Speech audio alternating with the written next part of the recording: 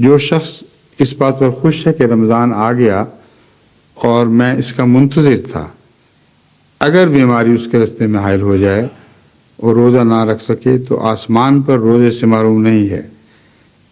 لیکن اس دنیا میں بہت لوگ بہانہ جو ہیں اور خیال کرتے ہیں کہ ہم جس طرح اہل دنیا کو دھوکہ دے لیتے ہیں ویسے ہی خدا کو فریب دیتے ہیں۔ بہانہ جو اپنے وجود سے آپ مسئلہ تراش کرتے ہیں اور تکلفات شامل کر کے ان مسائل کو صحیح گردانتے ہیں۔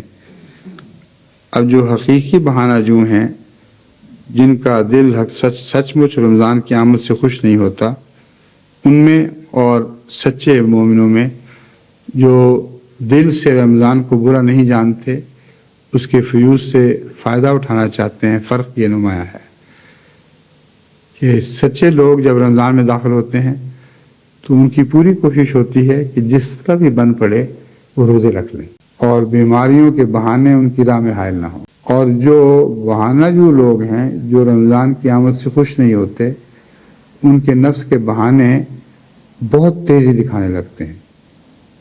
کوئی یہ کہتا ہے کہ مجھے روزہ رکھوں تو چھینکیں شروع ہو جاتی ہیں، کوئی سمجھتا ہے کہ اس کے پیٹ کی خرابی ہو جاتی ہے، کسی کو سر درد ہو جاتی ہے، کسی کو اور بیماریاں لاحق ہو جاتی ہیں۔ غرضی کہ وہ روزمرہ کی بیماریاں جو اس کو لائق ہوتی ہی رہتی ہیں، وہ رمضان کے سر جڑتا ہے اور کہتا ہے اب تو میں خدا کا حکم مانوں گا۔ اللہ تعالیٰ نے فرمایا ہے کہ جو روزہ نہیں رکھ سکتا بیماریوں کی وجہ سے وہ پھر نہ رکھے۔ تو کون ہے جو مجھے حکم دینے والا؟ میں تو خدا کا حکم مانوں گا۔ لیکن جب ان کا باقی سال آپ دیکھیں گے تو اس میں بھی نہیں رکھتے۔ ایسے لوگ زندگی بھر محروم رہتے ہیں، ورنہ کم سے کم باقی وقت تو رکھیں۔